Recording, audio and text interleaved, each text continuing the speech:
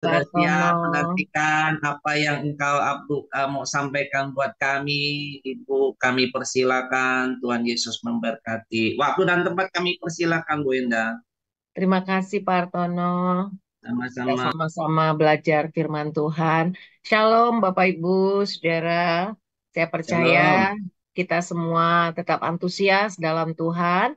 Pak Hartono, apakah suara saya bisa didengar dengan jelas? Sangat mantap, Bu. Merdu dan manis, Bu. Silakan lanjutkan. Terima kasih Pak Hartono. Baik, Sama-sama. Bapak Ibu Saudara, saya mau ajak kita sebentar berdoa. Kita bersatu dalam doa. Bapa di surga, terima kasih buat pagi hari ini. Kami sangat rindu mengawali hari untuk mendengarkan kebenaran firman-Mu.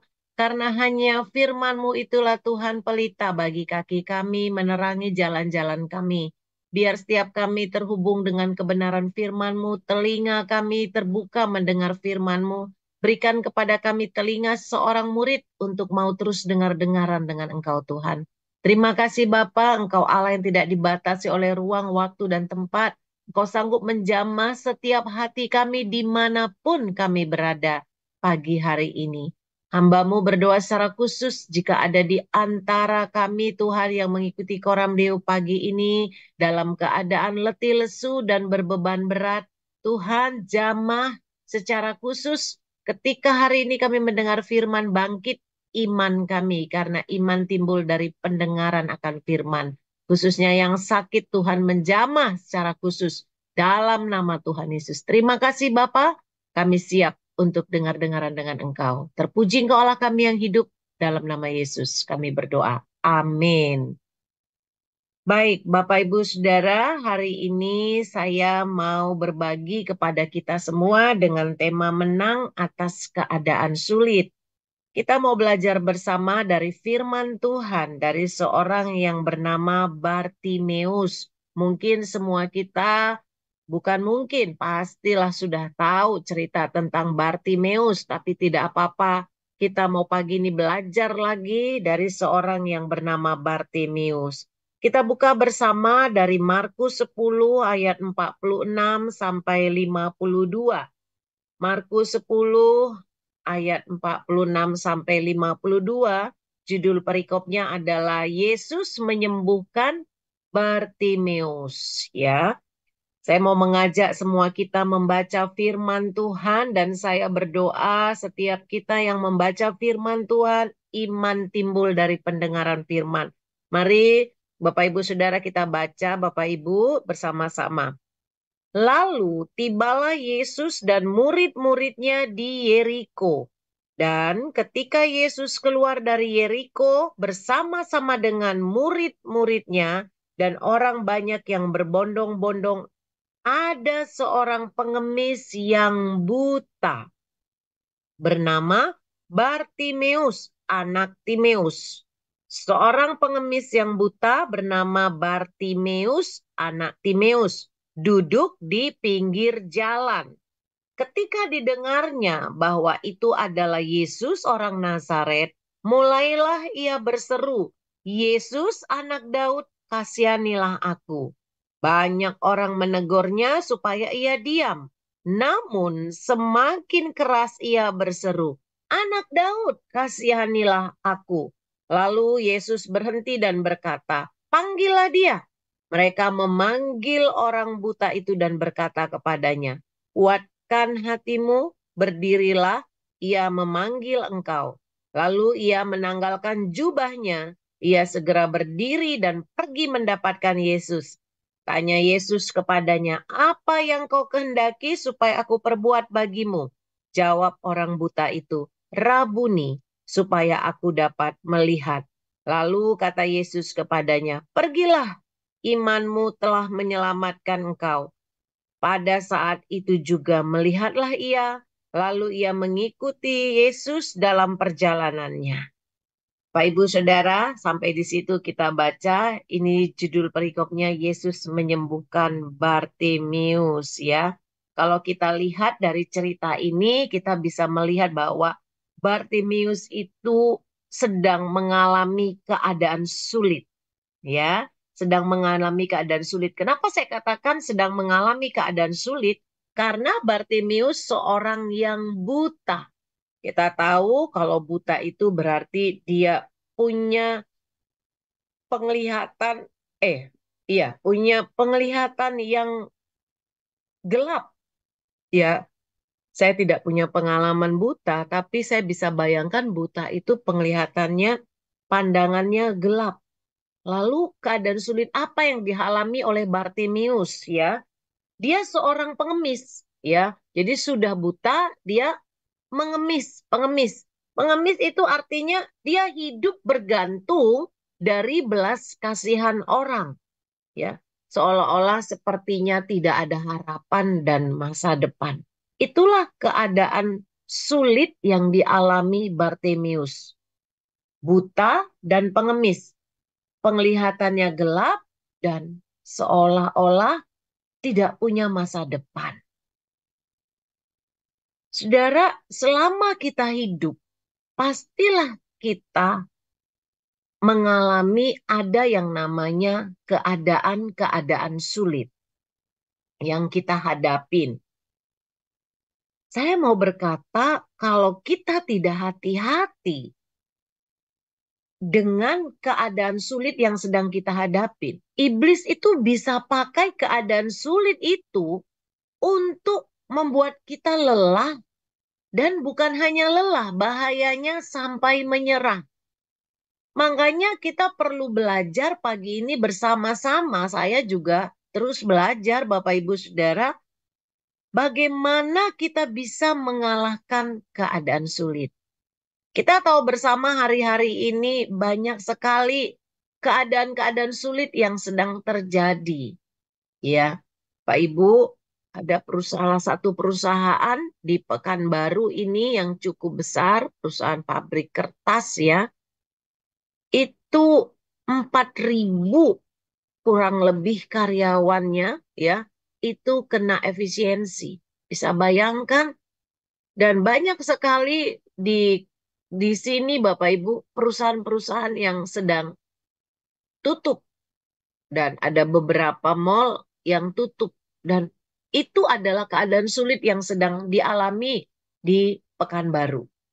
Saya tidak tahu di kota Bapak Ibu keadaan sulit apa lagi yang sedang terjadi, dan saya mendengar banyak sekali orang-orang yang hari-hari ini hampir putus asa karena keadaan-keadaan yang terjadi, terutama yang tadi kehilangan pekerjaan. Seminggu yang lalu saya melayani, datang ke rumah duka karena apa? Karena suami dari teman saya, kami sama-sama di dalam satu pelayanan kota. Setahun lagi suaminya akan menerima pensiun di salah satu perusahaan yang saya sebutkan tadi. Tapi ternyata, dan suami istri ini sedang membangun yang namanya rumah impian.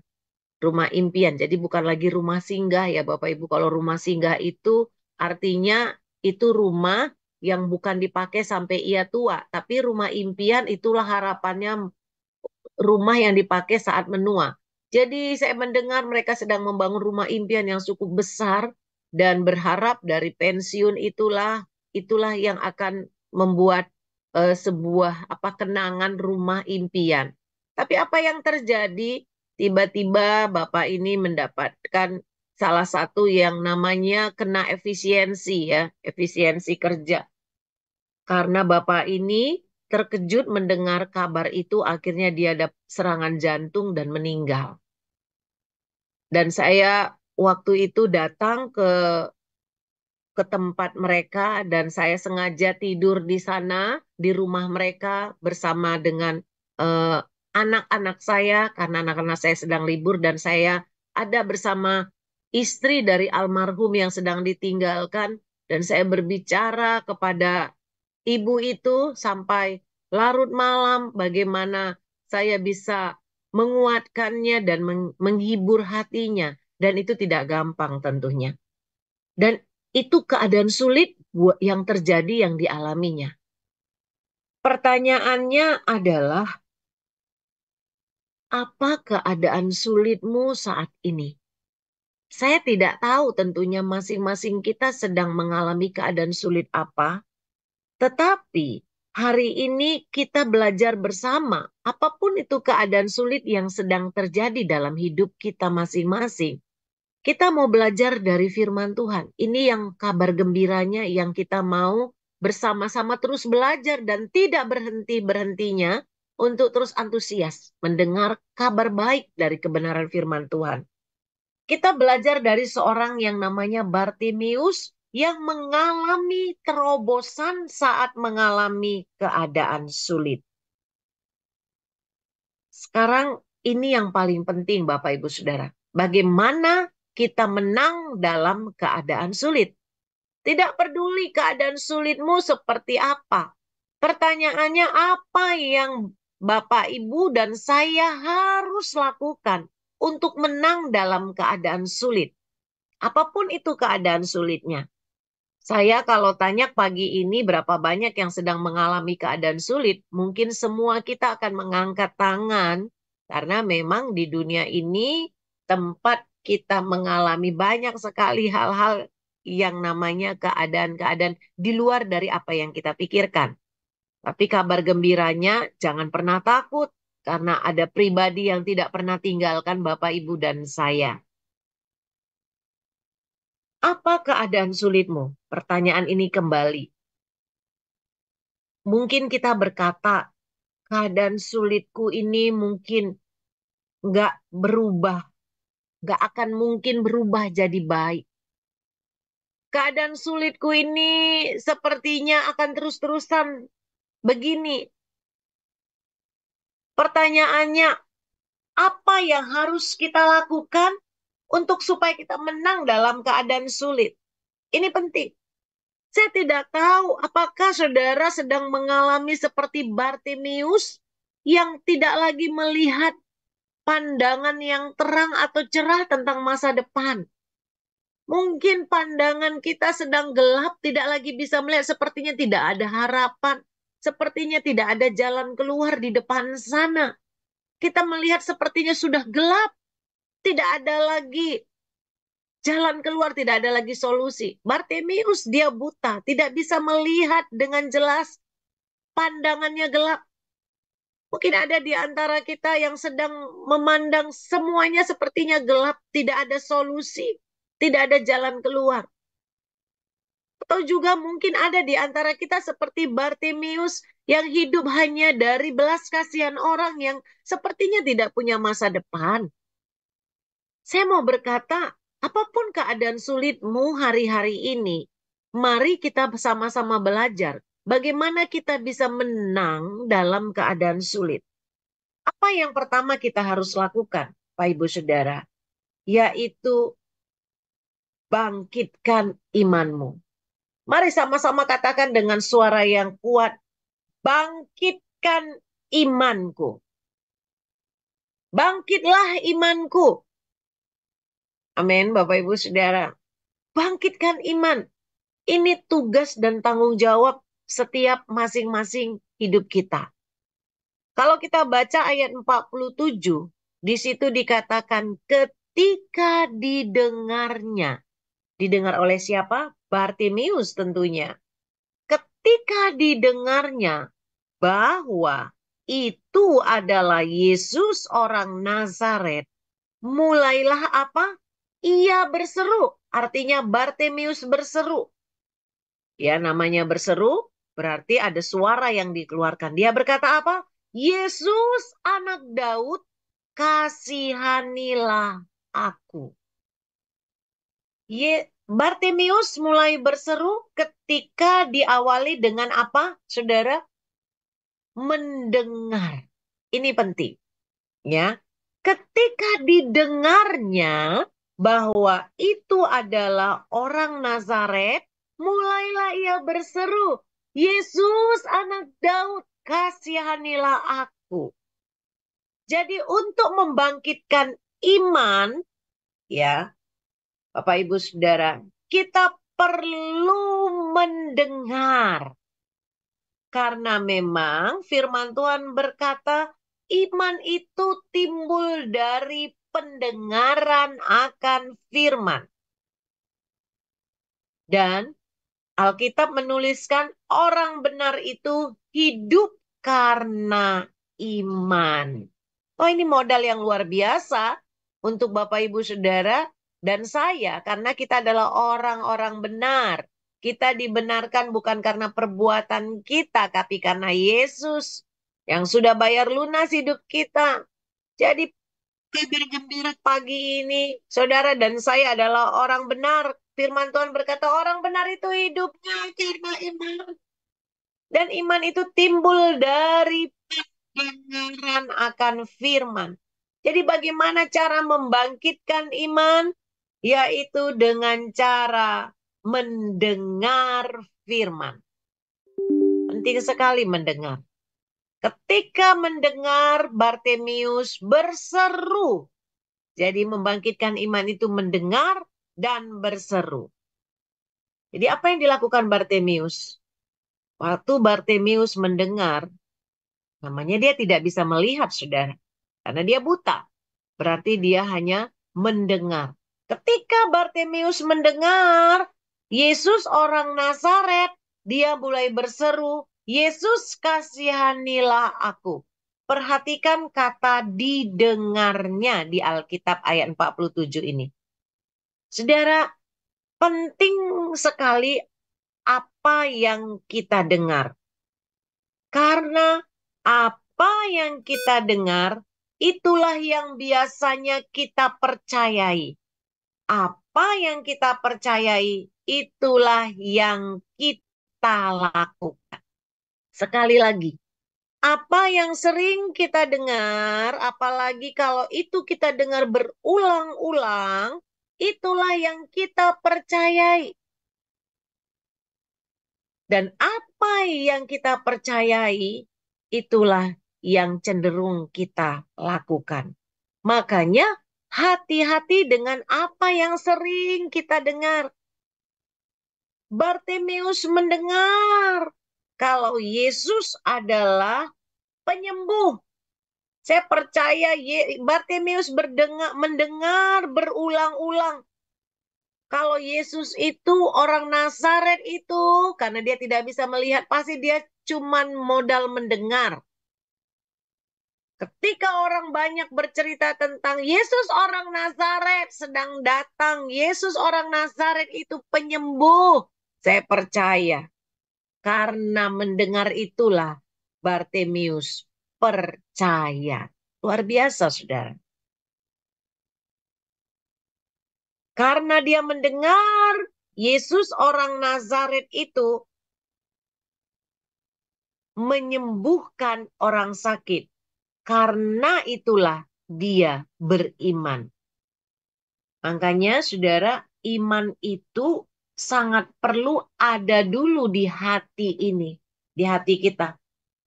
Makanya penting sekali kita terus-menerus mendengar firman Tuhan. Itu modal. Kita bersyukur setiap pagi, terus kita mengawali hari dengan mendengar firman.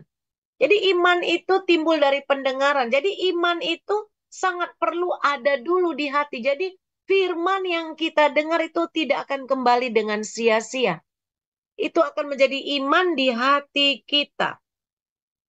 Saudara, sama seperti Bartimius, dia mendengar berulang-ulang tentang Yesus orang Nazaret yang sanggup menyembuhkan banyak orang. Itulah iman yang ada di hatinya. Jadi, saudara, jadi iman itu belum ada dulu, tapi sudah ada di hati karena dari mendengar. Sekali lagi, hati-hati dengan apa yang kita dengar. Apa yang saudara dengar hari-hari ini? Apakah membangkitkan imanmu atau justru melemahkan imanmu? Mungkin hari-hari ini kita sering mendengar ekonomi semakin sulit, semua keadaan sulit, orang banyak kehilangan pekerjaan, banyak mall yang tutup. Usaha sulit, apalagi saudara. Penyakitmu ini akan membuat engkau sulit. Mungkin kita divonis dokter dengan berbagai macam jenis penyakit. Saudara, itu yang kita dengar. Bartimius, dia buta dan lumpuh. Tapi dia mendengar Yesus, dia berseru.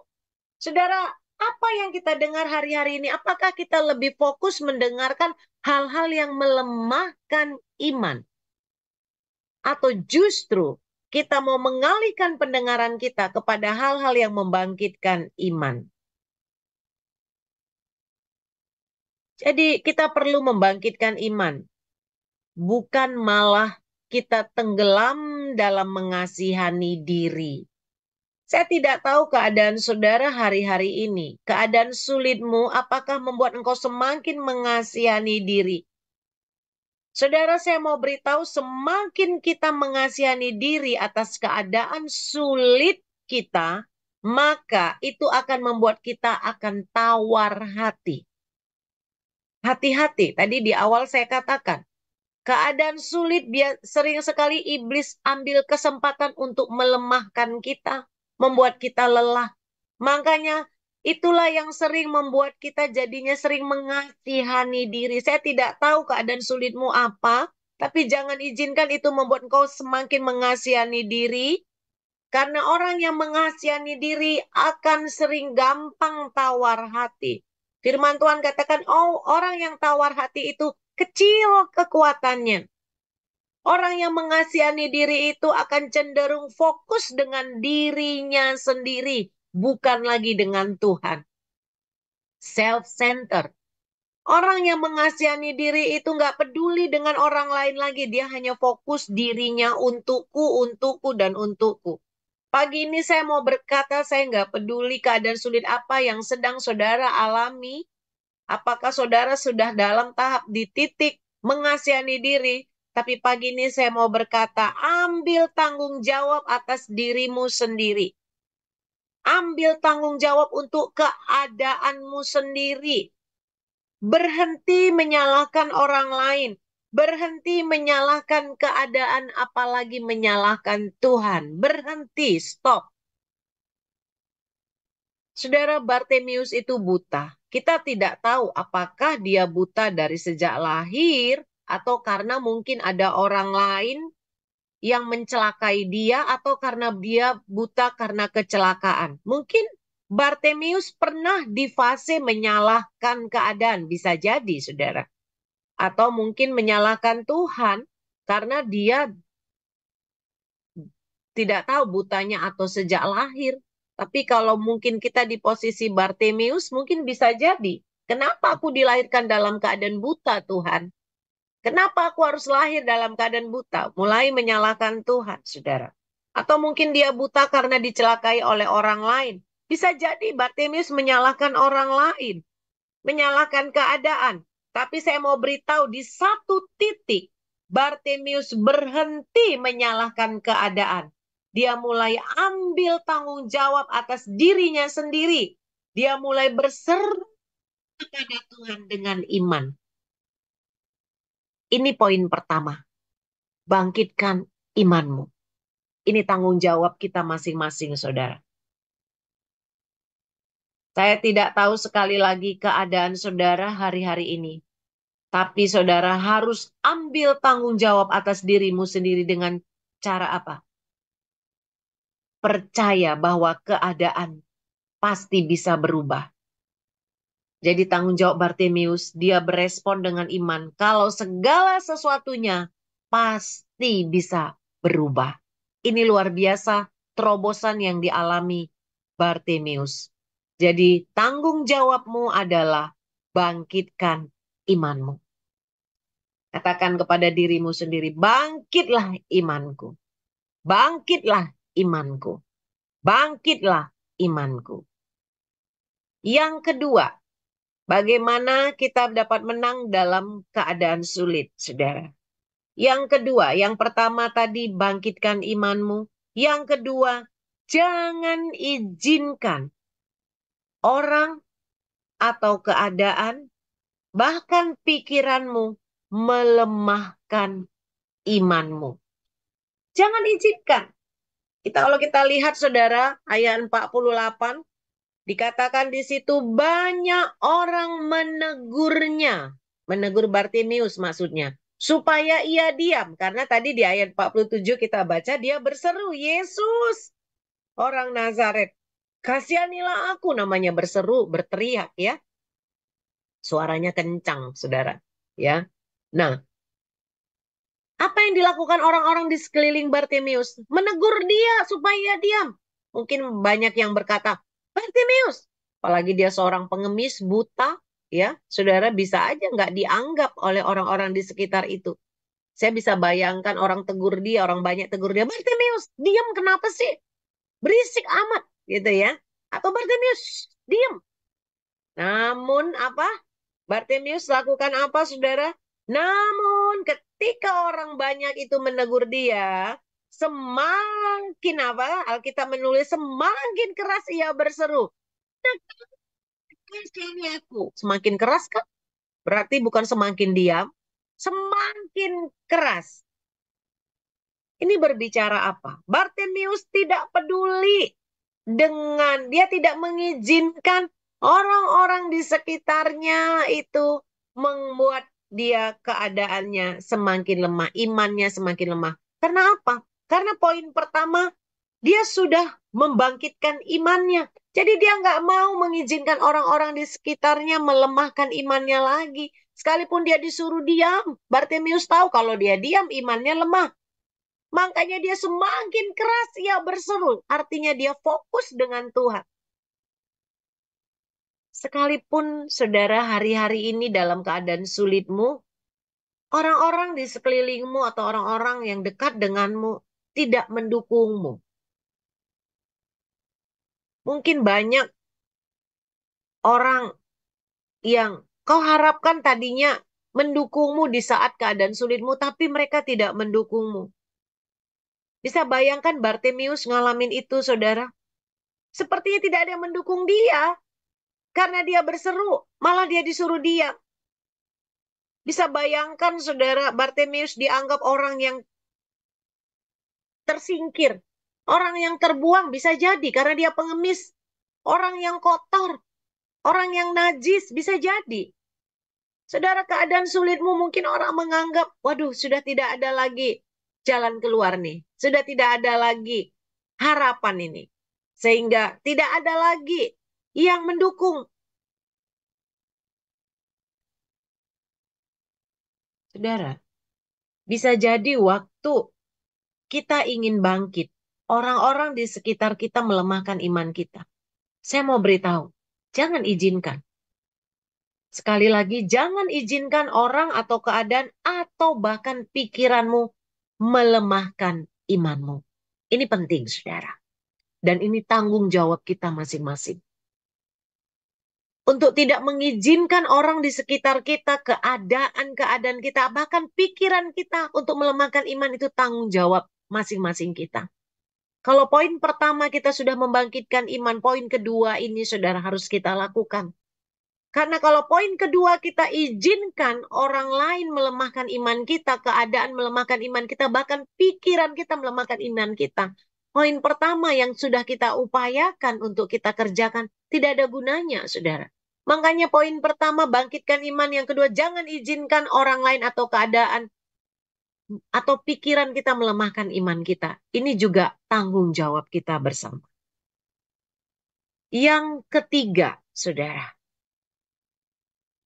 ambil tindakan iman. Nah, ini penting. Iman tanpa perbuatan mati. Jadi saudara sudah membangkitkan iman, jangan izinkan ada hal-hal yang melemahkan imanmu. Yang terakhir, saudara, ambil tindakan iman.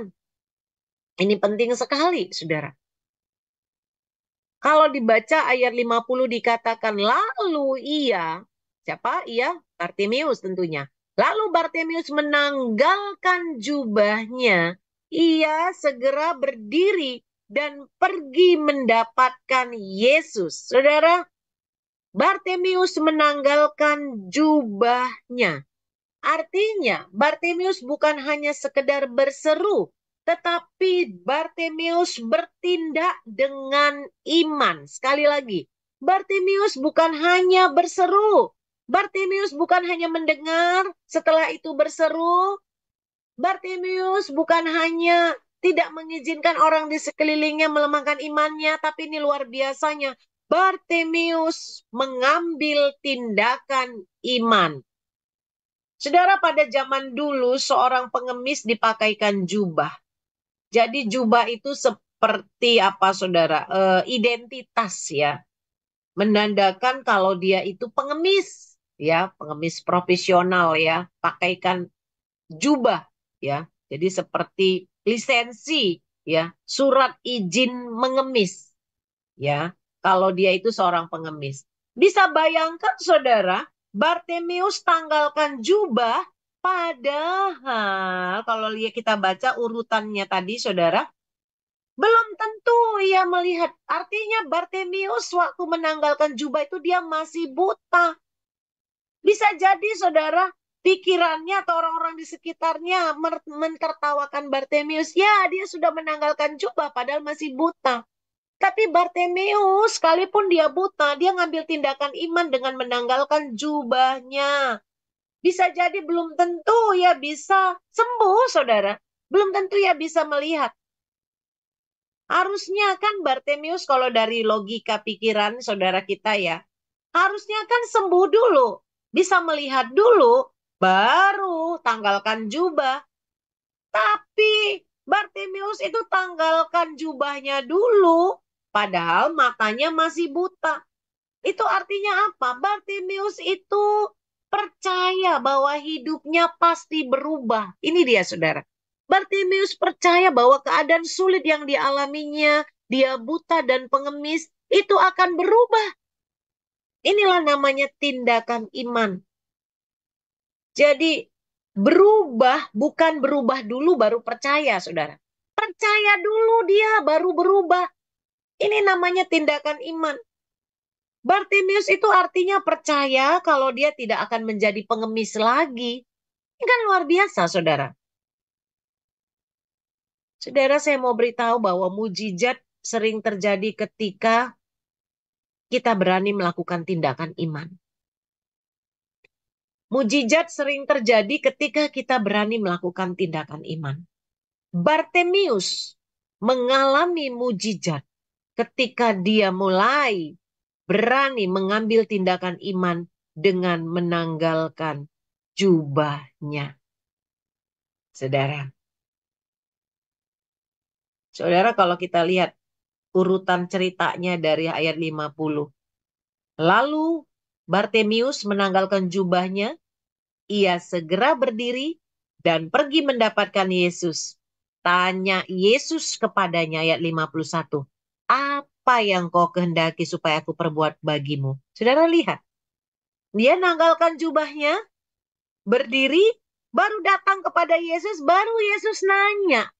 Jadi setelah Bartimius menanggalkan jubahnya, Yesus baru tanya, apa yang kau ingin kehendaki supaya aku perbuat? Baru lagi Bartimius bilang, Rabuni, supaya aku dapat melihat. Artinya apa? Dia menanggalkan jubahnya, dia berani, saudara. Menanggalkan identitas selamanya, padahal belum tentu dia bisa melihat, dan baru dia datang kepada Tuhan, supaya aku dapat melihat.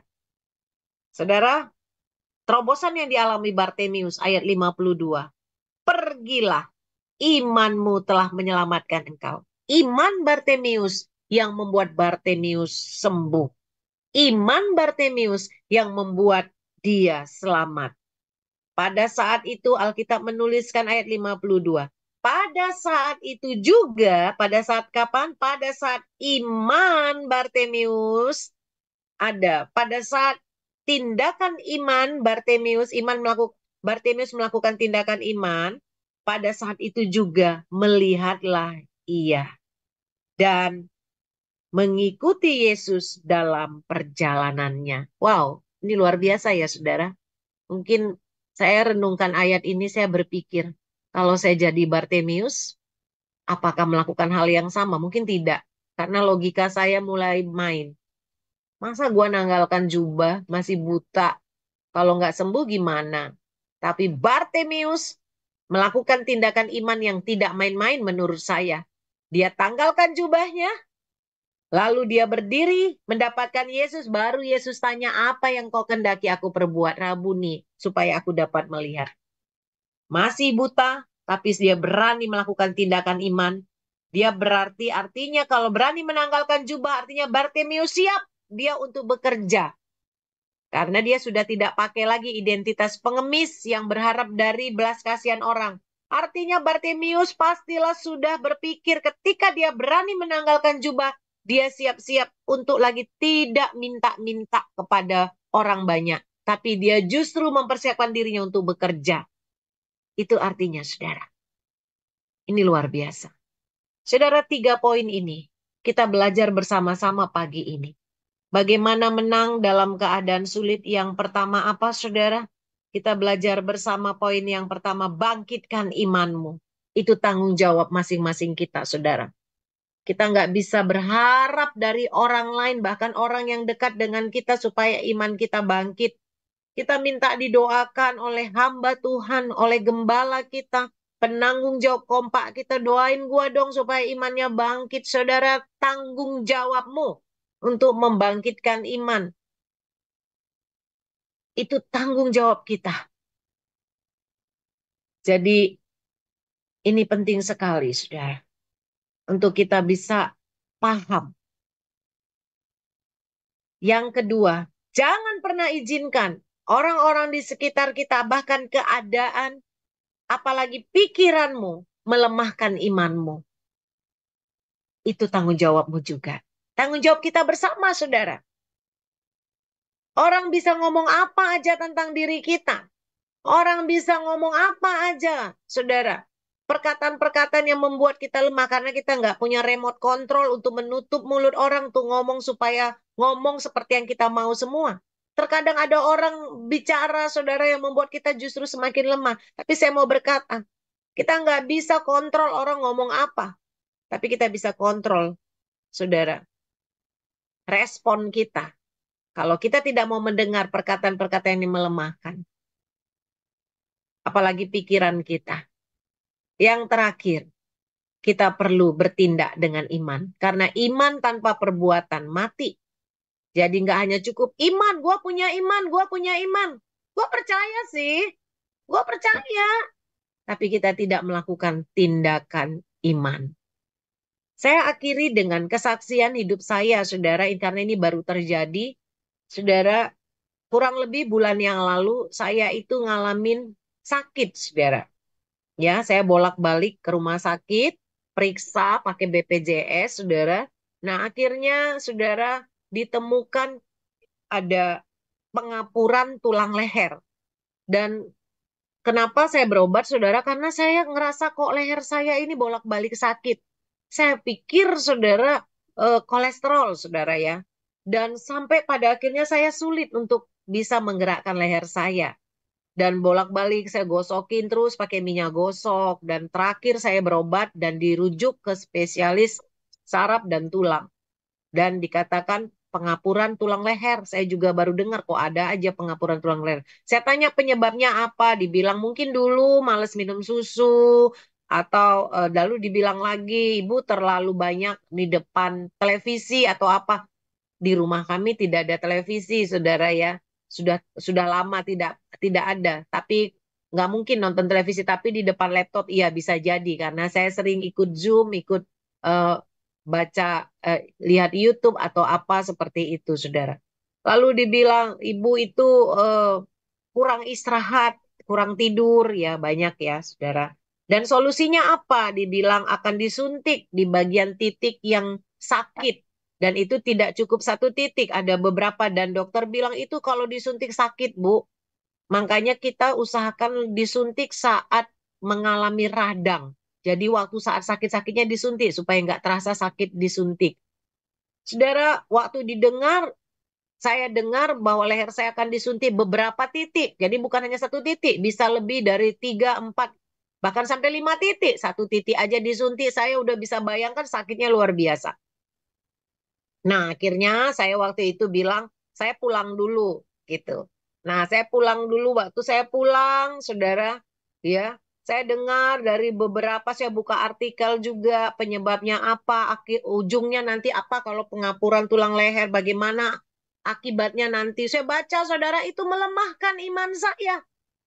Karena dikatakan bisa jadi, saudara, saya itu leher saya nggak bisa nyanggah lagi, begitu, saudara ya. Nah, saya tanya beberapa teman saya yang dokter, ada yang menyarankan, ada yang tidak menyarankan. Bisa bayangkan, saudara, keadaan itu. Dan keputusan kembali harus kepada saya. Saudara, saya mau tidak mau saya harus membangkitkan iman saya. Mau tidak mau saya harus mengontrol hal-hal apa yang harus saya dengar yang itu tetap membuat iman saya bangkit.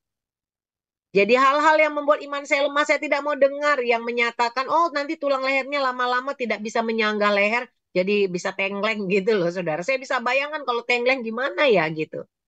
Nah, lalu saya ambil tindakan iman. Saudara, setiap pagi, setiap pagi saudara, saya topang tangani leher saya. Dalam nama Yesus aku berkata tidak ada suntikan ke leherku. Dan aku berkata bahwa Yesus menyelesaikannya di kayu salib dan itu cukup. Saya katakan itu cukup menyembuhkan. Itu cukup menyembuhkan, membuat leherku bisa tegak dan bisa menoleh kiri kanan. Saudara, sudah hampir mau sebulan. Sampai hari ini saya berbicara, saya tidak ada balik ke dokter tersebut. Saya nggak tahu dokternya kecarian atau tidak, karena kami buat appointment untuk suntik leher. Dan saya bilang, Yesus, aku minta kepadamu mujizat terjadi. Dalam nama Yesus. Saudara, tiap pagi, saudara, kalau kita ada apa namanya perjamuan kudus, saudara, saya topang tanganin, saudara. Saya topang tangani. Jarang sekali saya minta supaya ketemu orang doain dong leher saya. Bukan nggak boleh minta doa ya, saudara, silahkan aja. Tapi saya berkata, imanku lah yang menyembuhkan, imanku yang menyelamatkan. Saya ngomong sama anak-anak saya mulai khawatir, saudara. Mereka takut mamanya sakit. Tapi saya berkata tiap kali mesbah keluarga malam, mereka mendoakan saya, anak-anak saya mendoakan saya terus. Dan saya imani, saudara, karena saya tahu hati mereka begitu tulus, saudara. Dan penuh iman mendoakan saya. Saya imani sembuh dalam nama Yesus. Dan saudara saya dan anak-anak saya melihat sampai hari ini. Puji Tuhan. Saudara, leher saya tidak disuntik, saudara, dan saya sudah bisa melakukan aktivitas dan leher saya bisa melihat kanan kiri, saudara, dan bisa melakukan aktivitas kembali. Saudara, waktu saya sakit itu leher saya sakitnya luar biasa sampai keringat dingin, saudara. Tapi puji Tuhan, saudara, mujizat terjadi, saudara, ketika kita melakukan tindakan iman. Saya bilang sama Tuhan, Tuhan, aku mau melayanimu sampai akhir hidupku. Gimana caranya aku bisa melayani Tuhan kalau ke leherku tengkleng? Nggak bisa. Tuhan, aku mau sehat. Aku bisa masih mau melihat kiri kanan. Aku masih mau melihat tuayan. Jiwa-jiwa dimenangkan untukmu, Tuhan. Itu yang saya minta sama Tuhan. Aku masih mau melihat dengan menggunakan leher bisa menoleh kanan kiri. Saudara, saya ngalami mujizat. Sekali lagi, mujizat sering terjadi ketika kita berani bertindak dengan iman. Saya tidak tahu keadaan sulitmu pagi hari ini apa yang sedang terjadi. Tapi 3 poin ini saya berdoa, menolong kita semua untuk kita praktekkan. Itu membuat kita menang dalam keadaan sulit. Kita berdoa. Bapa di surga, hambamu selesai menyampaikan kebenaran firman Tuhan pagi hari ini. Biar setiap kami hari ini Tuhan ketika mendengar firman-Mu, iman kami bangkit. Karena itulah yang menjadi tanggung jawab kami. Dan kami tidak izinkan perkataan-perkataan orang yang melemahkan iman kami, keadaan, bahkan pikiran kami sendiri yang membuat iman kami lemah. Kami tidak izinkan. Dan kami mau berkata, mulai hari ini kami bertindak dengan iman. Karena hidup kami ini karena percaya. Oleh karena itu, apapun keadaan saudara-saudaraku yang hari ini ikut dalam Koram Deo ini, Tuhan. Yang sakit, yang dalam keadaan sulit, Tuhan jamah dengan caramu dan bangkitkan setiap kami untuk kami bisa mengalami terobosan seperti Bartimeus. Mujizat terjadi ketika kami mulai bertindak dengan iman. Terpuji Engkau Allah kami yang hidup, dalam nama Yesus kami berdoa. Amin. Amin. Terima kasih Ibu Enda.